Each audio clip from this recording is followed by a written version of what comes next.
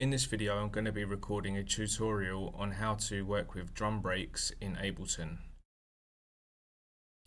First of all, we'll import a drum break. So let me show you how to do that. So here we are in Ableton. Over here you can see I've got a bunch of folders that I've added to the places part of Ableton. If you've got a folder where all your drum breaks are, you can click this add folder button, and then it will open up an Explorer window, and you can select the folder, and then when you click OK, it will add it to this list down here. Once it's there, it will propagate all the files within that folder, and you'll be able to browse them in this pane here that's slightly over to the right. Anyway, what I'm going to do is I'm going to drag this break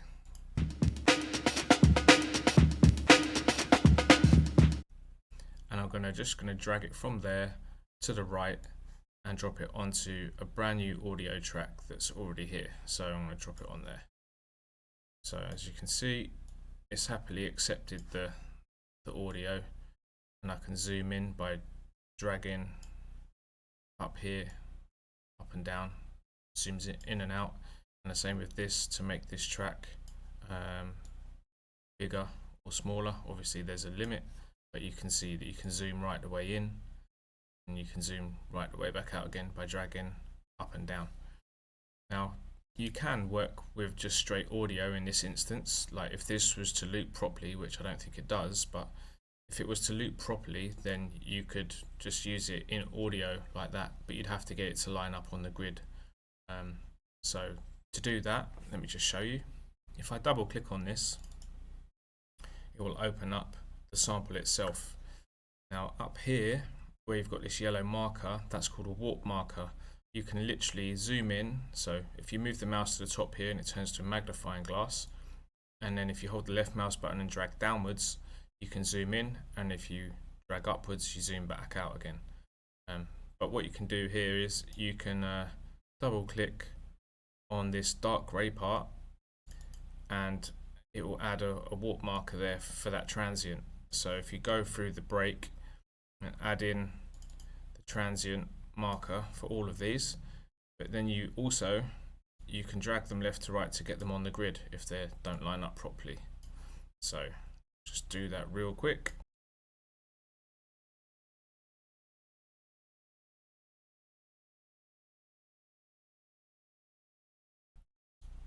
Okay, once you put all the markers in and you're happy, you just press spacebar and that will play them.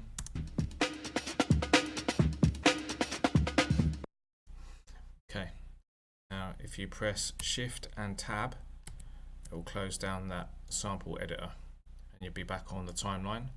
What you can do is if you select the clip by clicking on it with the left mouse button, hold down Control on the keyboard and press L, you'll see that it will loop that clip. So if I press space,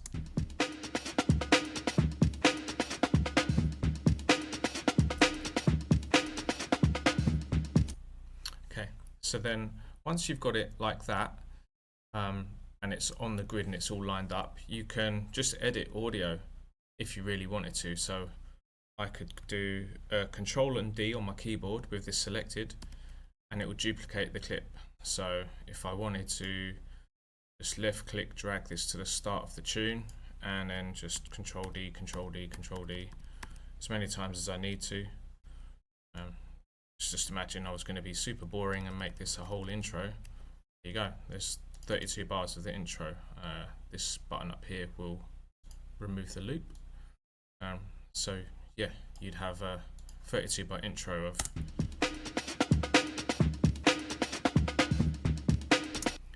but if you wanted to just edit it here, you could go, let's see,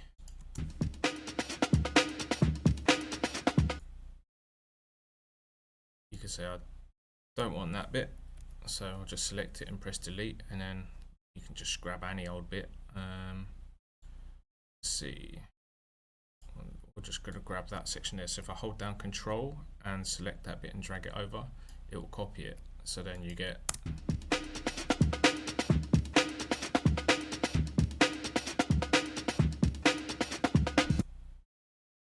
and you could say I don't want this bit here, so you could change it for something else. Let's see, what do we got? Let's try that double kick at the end. just for fun. So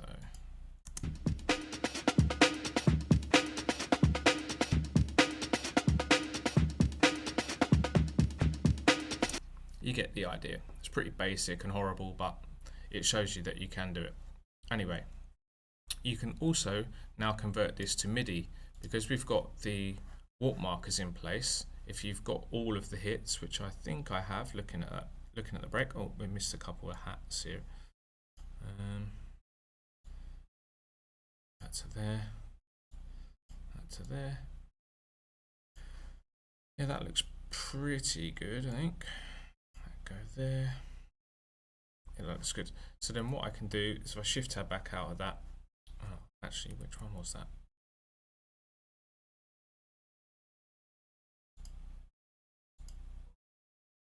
Okay, it's just this one here.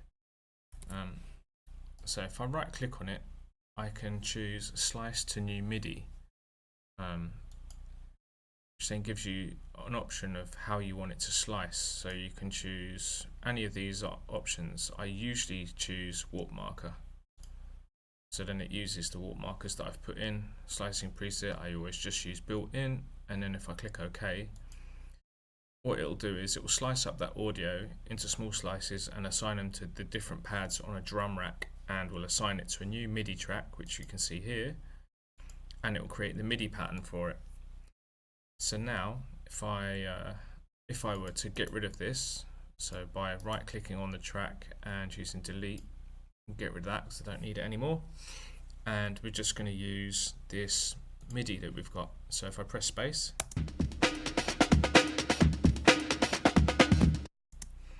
so this is a bit more clean in terms of the audio. Now that we've got it sliced up, we can control the tails a bit more, and it's not so clunky when it comes to editing. So what I'll do before I make any changes, I'll just duplicate this by Control and D, and then if I go back into here, I can just move these slices around to basically reprogram the loop. Let's see, let's say I wanted it to start on the snare, so I just select these, delete them,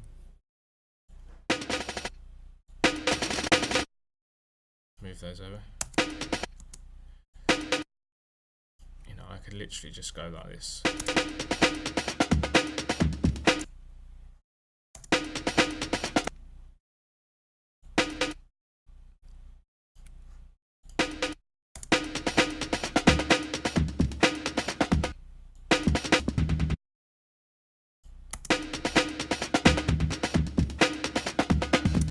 You get the idea. And then once you've got that how you want it, again, you can just drag it over to the left to the start of the tune, and then Control D it, so you can do it as many times as you want.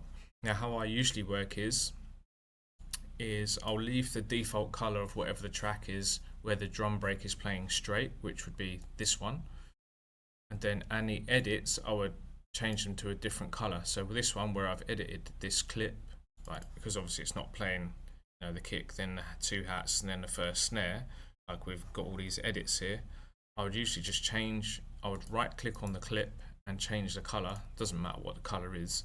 I'm not really bothered about it being that colorful when I'm looking at the screens. I know some people are, but for me it's just a way of having a quick look at the overall view of the track and knowing that this particular clip's got an edit in it. And what I also like to do is where I get to a clip that that's at the end, and I might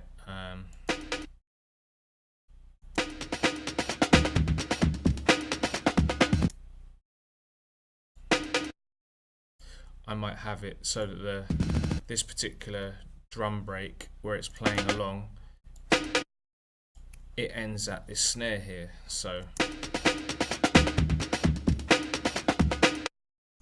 what I usually do is, if it's got like what I would call a cut edit here, so it doesn't end like the full loop, I usually change the color of it to white. It's just a pattern that I use, and then all of the breaks will have this like where it cuts off, so I know I've already edited it.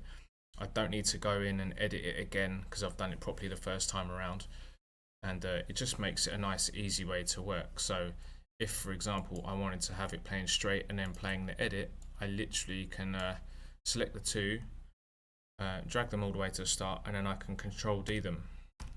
So pretty much the same way that I would do these sorts of things in Renoise, with copying and pasting essentially, but this is just a quick way of doing it. And then if obviously this is going to be repeated, I just select all of them, Control D, and I've got the cut edit in the two places before the change where I need them. It's pretty handy, nice and quick. If you want to look at the drum hits themselves though, you've got what's called the velocity controls here. So it's basically how hard you're hitting the drum hit. So if you push them, if you select all of them, including that one, and you push them all the way up to 127, that's as hard as they can be hit, so that's maximum volume. Or you can just leave them at default of 100. You can also draw in a different volume setting across the loop. So if I press B on the keyboard, you see it changes to a pencil, and then I think it's either Shift or Control. Right, yeah, okay, so it's Control. So if I hold down Control and I click where I want the first one to be, then I drag all the way to the right to where the last velocity is going to be, and then release the mouse button, it will draw the volume ascending that way. So can be quite handy for doing drum rolls that way, I suppose, but yeah, just an example of what you can do. I'll leave that back how it was, and obviously press B again to get out of drawing mode. Another thing you can do while you're in here is you've got the envelopes in for the clip, so you can set things like pitch bend and stuff, which is what this is set on as default. So where you can see it's MIDI control, and we're controlling the pitch bend. So at the moment these are all playing with 0 pitch changes on them because it's 0 all the way through. If I wanted, for example, the last 2 beats of this bar to pitch up, I can go from this point here and then all the way up. So I don't know what range that's got in it currently, we'll check that in a moment, but if I press spacebar to play it,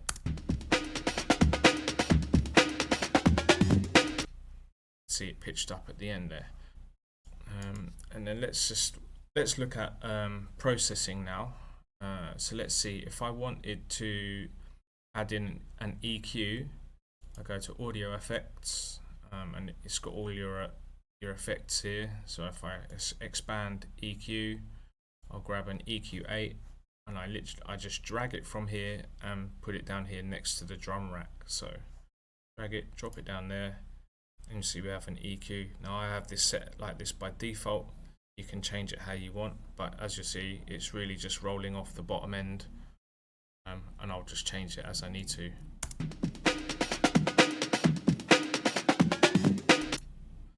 So that's just the EQ. Obviously you can have a look through and see what else you want, but one tip I will give you is after you've got all of your processing in, you want to go to utilities and get a utility and put it on the end of all of your processing, and you want to click the bass mono button, and you want to set that at a minimum to 400 hertz. Not sure why that's 500, usually set to 400. And that means that everything below 400 hertz will be in mono, which if you're writing music that's going to get pressed to vinyl is very important, because you don't want any phasing in your bass. So I know some people don't recommend that, but that's probably because they're writing for digital only. But when you're going to vinyl, you want everything below 400 hertz to be in mono, so that just helps you achieve that. What else can I teach you? How do you make a drum roll? Let's do that. So let's see, sample CDs. Let's just grab a snare. Okay, that'll do. I just grab this snare out. I put it on a brand new audio track. Don't worry about all this processing, that's just in my default. That. Actually, I need that utility. So let's see, we've got a snare that we've brought in. It's just an audio sample of a snare. Let's see. So that's by bar in it. So we probably want it to hit on every beat. Oops. So I'm literally just control dragging these along.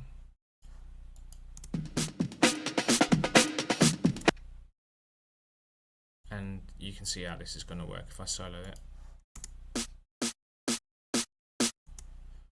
Let's just select those, Control D to duplicate.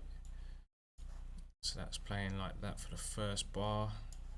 Actually, let's like that for the first 2 bars. Then we'll grab the snare using Control right there, but then we'll speed these up, so it'll be on every 2 every beat. So just select them, Control and D to duplicate.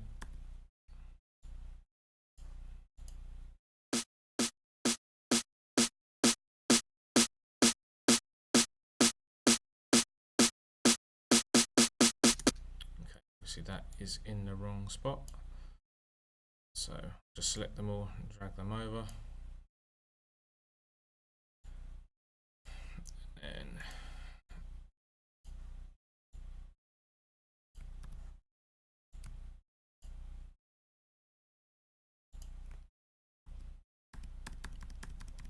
oops.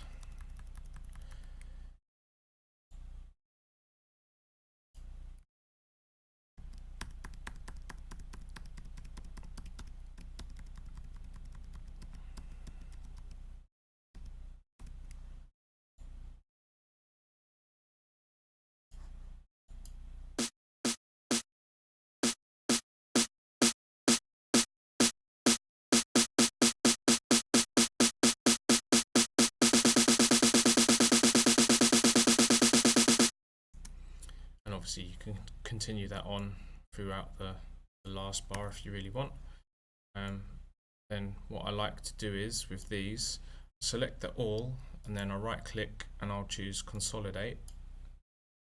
It basically turns it into one audio file, which means then I can double click on it, and if I really wanted to I could control the gain in the clip, but it's actually easier to just automate the gain control of a utility, and I'll show you why you do it this way. So anyway, to do automation real quick, right click on the control that I want to automate, it says show automation. You can also view this or turn it off by pressing A on the keyboard, and you'll see that with automation you can now see this line which is going to automate whatever it says here. So in this case we are automating the gain control of the utility function. So I'm just going to make this track a bit bigger. I'll zoom in a little bit. So what I want to do is I want this to automate all the way up to 0 dB at the end of it, and I want it to come in gradually, so we'll drop the volume down a bit. Let's just say it's going to start about there, and I'll unsolo it so it's going to play with the break, and let's see how it sounds.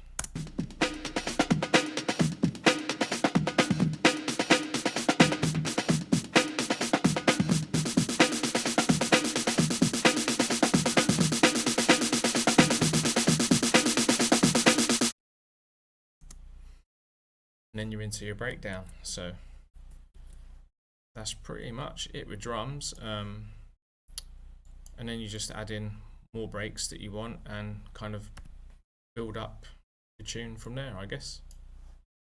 Hope that helps for drum breaks at least anyway.